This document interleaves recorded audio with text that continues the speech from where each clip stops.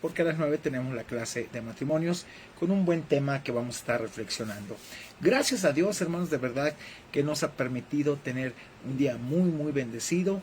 De verdad que Dios nos ha enseñado a través de circunstancias en la vida en las cuales hemos aprendido a depender 100% de Dios. Y como decía el doctor Charles Stanley en la mañana que escuchaba un devocional con él, que Dios en su preciso momento se encarga de todas nuestras necesidades, y es verdad, y muchas ocasiones, déjame decirle, Dios nos sorprende, pues Él responde en el momento preciso, no cuando tú quieras o cuando yo quiera, no. Él nunca se equivoca y sabe lo que realmente necesitamos. Este jueves vamos a meditar una porción de la primera carta del apóstol Juan, ahí en el capítulo 2, versículos del 1 al 6. Es interesante, hermanos, cómo las personas tratan de llevar una vida de acuerdo a como a ellos les parece. Cuando alguien me dice, es que yo trato, yo le digo, ¿sabe qué? No trate, porque tratar es condicionado. Usted hace lo que quiere en sus fuerzas. No trate, porque eso es condicionado. Por eso, nuestro devocional de esta noche se titula No trate de vivir para Dios. Dice usted, ¿cómo? Hágalo simplemente, no trate, hágalo, no intente, haga realmente la realidad de lo que es la vida cristiana. Entonces, analicemos lo que Dios desea enseñarnos esta noche, hermanos, y estemos dispuestos a cambiar nuestra forma de llevar las cosas y hagamos, la verdad, ya lo correcto delante de Dios. No ande tratando, no ande reinventando o queriendo hacer las cosas condicionando a Dios y a su manera. No, ahí no funciona. Vamos a leer el versículo del 1 al 6 y después vamos a explicar cada uno de ellos para que se dé cuenta de la temática que Juan trata aquí. Dice, hijitos míos, en una forma muy tierna y cariñosa, habla Juan aquí, estas cosas os escribo para que no pequéis. Y si vamos al contexto, habla de andar en luz, que si confesamos nuestros pecados, Él nos perdona, que si realmente si hay comunión unos al otro, pues estamos en luz y no en tinieblas.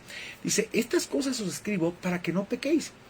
Y si alguno hubiere pecado, abogado tenemos para con el Padre Jesucristo el justo, el cual nos perdonó todos nuestros pecados. Puede ser que la insistencia aquí, hermanos, de Juan en cuanto a la pecaminosidad de los cristianos pudiera desanimar a algunos de sus lectores que andaban en búsqueda de la santidad. Sin embargo, su propósito era todo lo contrario. Hijitos míos, estas cosas les escribo para que no pequéis. Y se dirige a ellos en afecto, como un apóstol que siente interés paternal. La palabra griega que se usa aquí para hijitos es en griego teknia, literalmente pequeños, recién nacidos, palabra que se emplea 7 veces en esta epístola y una vez en el Evangelio de Juan, ahí en el capítulo 13:33. Las declaraciones que hace ahí en el capítulo 1, 8 y luego el versículo 10, en cuanto a las tendencias pecaminosas del creyente, no son en realidad para estimular a los lectores a pecar. Al contrario, ponen a los cristianos perspicaces sobre aviso, ¿sí? Si el creyente hace las afirmaciones censuradas en el 1, 8 y 10, entonces estará propenso a ignorar y tolerar el pecado en su vida, y es cosa que no podemos hacer en ningún sentido. Y no obstante, Juan, hermanos, deseaba en sobremanera que sus lectores lo evitaran, ¿sí? El pecado sobre todo. Así que les dio la siguiente garantía: si alguno hubiere pecado, abogado tenemos para con el Padre a Jesucristo el justo. No era el deseo de Juan que sus lectores pecaran, pero a la vez sabía que ninguno de ellos era perfecto y que todos tenían necesidades de la ayuda disponible de su abogado. El término abogado es traducido de la palabra paracleton, cuyo sentido básico es intercesor. Y Juan es el único escritor del Nuevo Testamento que lo emplea con referencia al Espíritu Santo, y 4 veces en su Evangelio. En esos 4 versículos siempre lo traduce como consolador, donde aparece intercesor. Versículo 2, por favor, dice, y Él, Cristo mismo, es la propiciación por nuestros pecados, y no solamente por los nuestros, sino también por todo, dice, por los de todo el mundo. Pero aquellos que han de creer en el Señor, no. Los que lo rechazan, no, prácticamente. Si Dios extiende su misericordia al creyente pecador de tal manera que éste no reciba todas las consecuencias de nuestra falla, nuestros pecados en nuestra vida cotidiana, no se debe a ningún supuesto mérito hecho por nosotros, hermanos, o por el creyente mismo. Al contrario, cualquier gracia obtenida por la acción defensora de Jesucristo se debe igual que toda la gracia concedida de Dios al sacrificio todo suficiente y personal de Cristo en la cruz por ti y por mí. Por eso tenemos que valorar día con día la gracia del Señor. Si el creyente pecador se pregunta acerca de la base sobre la que puede conseguir la misericordia de Dios después que ha fallado, hermanos, en este versículo puede encontrar la respuesta. La propiciación de Cristo es tan adecuada que no tan solo abarca los pecados de los creyentes, sino también de todo el mundo. ¿Ok? Y al escribir lo anterior, Juan confirma con claridad el punto de vista que de hecho Cristo murió por todos. Ahora, esto no quiere decir, por supuesto, que todos se van a salvar, porque mucha gente lo va a rechazar. Significa que cualquier persona que escucha el Evangelio y que Dios le da vida, porque esa es una elección divina, puede ser salva si así lo desea. Apocalipsis 22:17. Y no obstante, el propósito de Juan, tomando en cuenta el contexto inmediato, es recordar a sus lectores del alcance magnífico que tiene la propiciación de Cristo. Con eso les asegura que la acción defensora de Cristo en beneficio de ellos es consistente con la santidad de Dios. La ira divina contra el pecado puede no compaginar con la mente moderna, hermanos, hoy en día, porque todo el mundo se ha creado un Dios, Dios está obligado casi a perdonarlos, pero no, déjeme decirle, no es así. Dios no está obligado, Dios te perdona, pero si hay arrepentimiento sincero. Y aquí, no obstante, es un concepto que tiene amplio apoyo bíblico. La palabra hilasmos puede ser perfectamente traducida propiciación, se propicio. Y de hecho la cruz ha propiciado o ha satisfecho a Dios. Ahí toda la ira de nosotros la pagó Jesucristo en la cruz, y el corazón de Dios quedó satisfecho con el sacrificio de Cristo, porque consumado fue todo eso. ¿Ok? También cumplió con sus justas exigencias al grado de que su gracia y misericordia están disponibles en forma abundante tanto para los creyentes como para los incrédulos. Versículo 3, por favor. Mire lo que nos dice. Y es muy claro este pasaje, y esto desarma a muchos con una mente intelectual hacia el Señor, hacia la Biblia, que realmente no aterrizan lo que ha sido la salvación en sus vidas y que nomás tienen aquí ese concepto, pero no hay un cambio interno en su corazón, no hay un cambio que lo refleje. Y en esto dice, sabemos, estamos convencidos que nosotros le conocemos, que tenemos una relación con Él. ¿Cómo?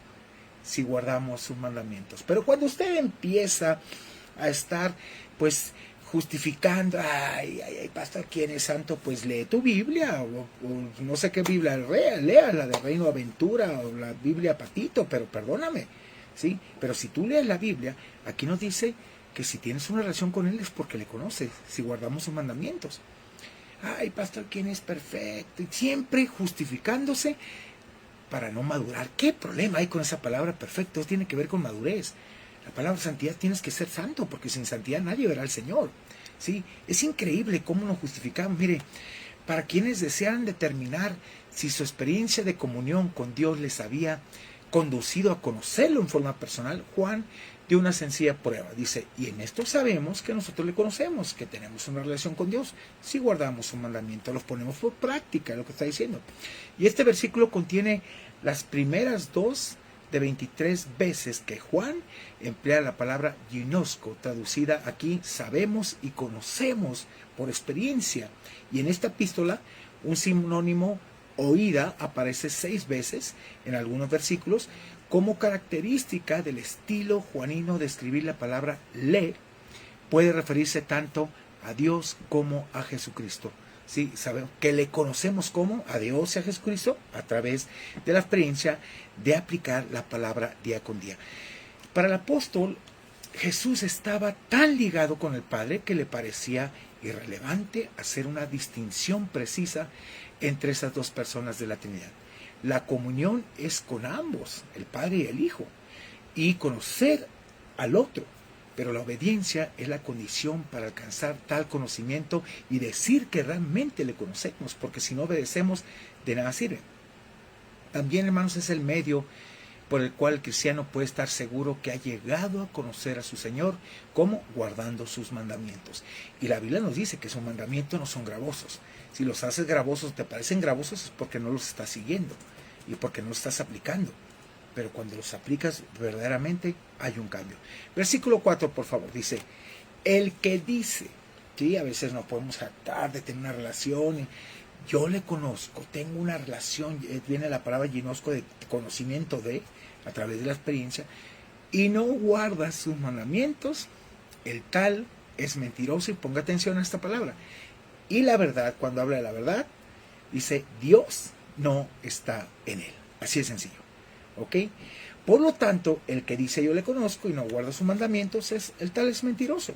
Igual que la observación hecha, ahí el 1.6, alguien puede profesar tener comunión con Dios mientras su vida demuestra lo contrario. Un desastre, odia a la gente, hace lo que quiere, vive como quiere, pero él tiene una relación con Dios. Eso es vil mentira. Y te invito a que leas Mateo 7, el 21 al 23, ahí te vas a dar cuenta, te desarma peor esa parte, ¿no? Ya lo compartimos en un devocional. Juan da esa clase de afirmación de su nombre verdadero, ¿sí? Precisamente de verdadero mentira. No lo conoces, diciendo, si no guardas sus mandamientos, eres mentiroso y no lo conoces.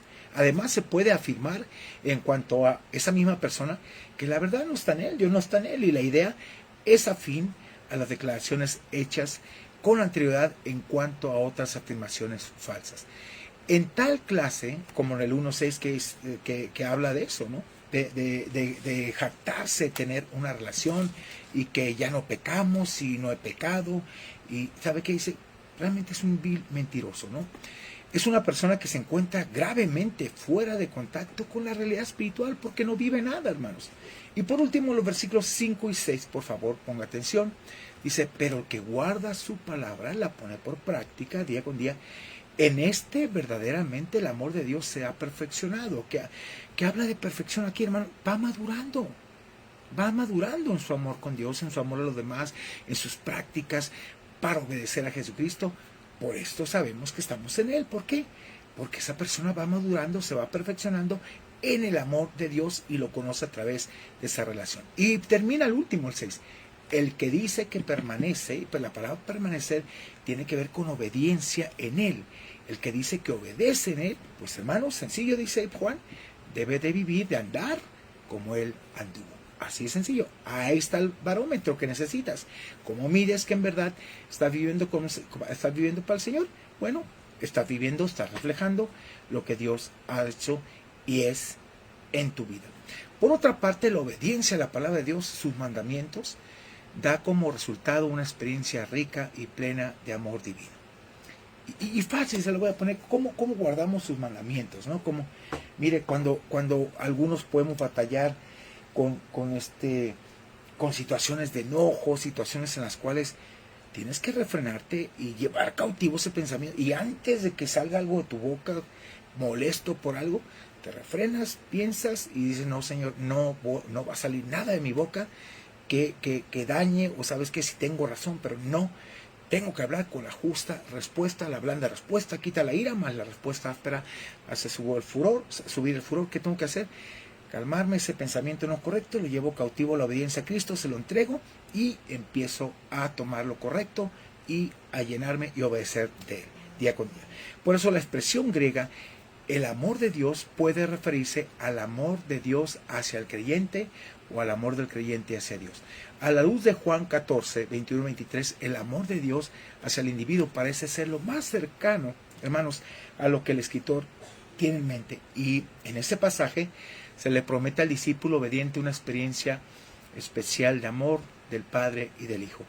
Y debido a que el cristiano, hermanos, justamente ya es en sí receptor del amor salvífico de Dios, se puede decir que esta comprensión adicional del afecto divino perfecciona el amor de Dios en él. Es decir, el creyente obediente goza de un conocimiento profundo y completo del amor divino.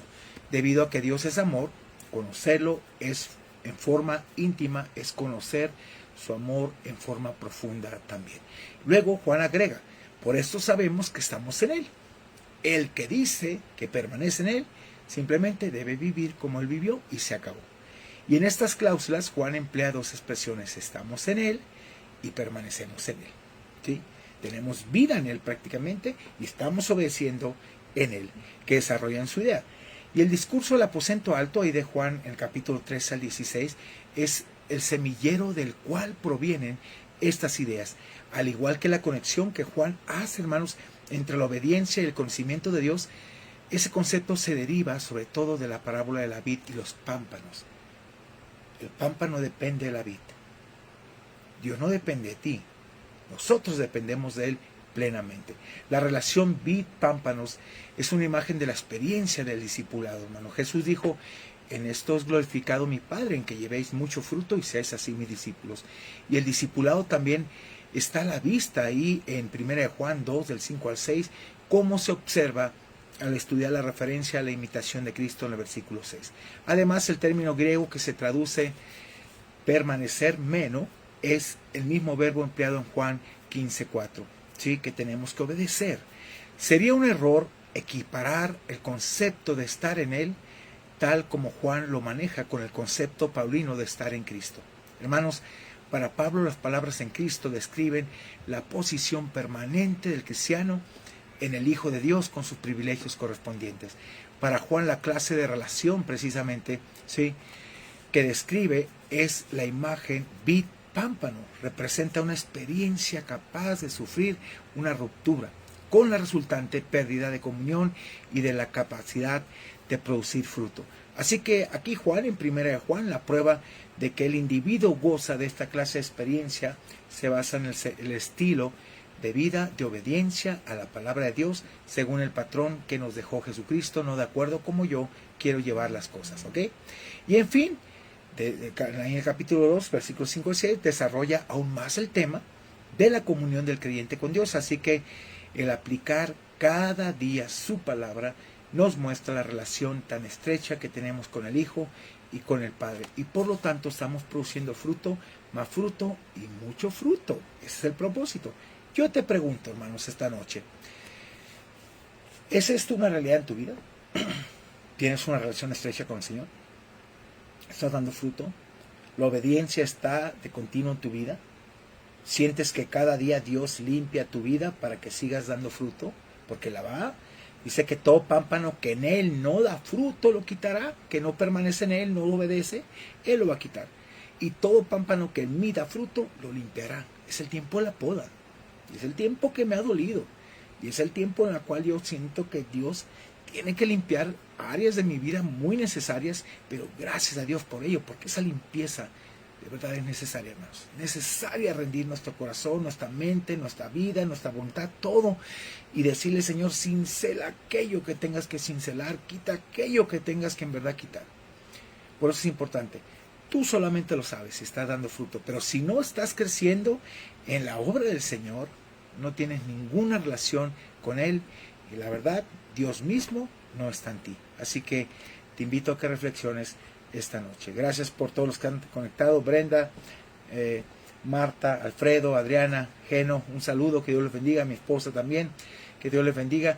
Y bueno, compartan este devocional, hermanos, pero la evidencia de salvación son la vida cambiada, los frutos que damos. Te invito a orar. Padre, gracias de verdad por este día que nos permites estar en tu presencia, reconociendo que sin ti nada podemos hacer. Gracias, Dios, porque eres bueno.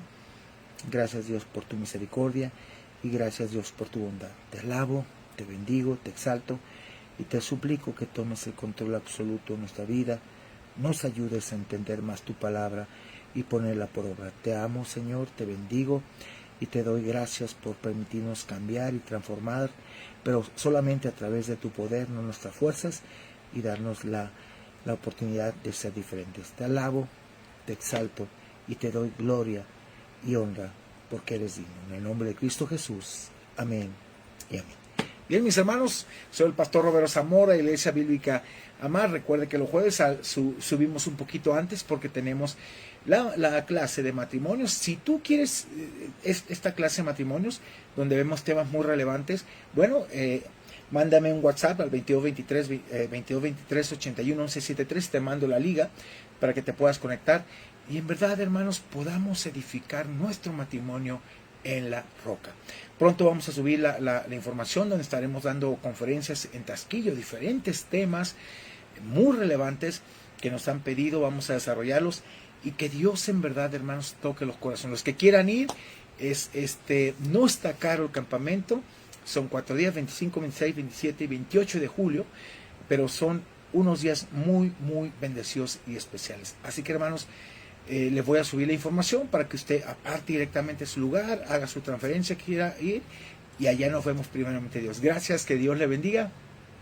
Lo veo mañana con un deseo devocional más para el alma. El viernes pasado no pudimos subir, la gente, pastor, hay pastores que me dicen, pastor, es que no subiste el devocional. Le dije, no tuve oportunidad, tuvimos una consejería, hermanos.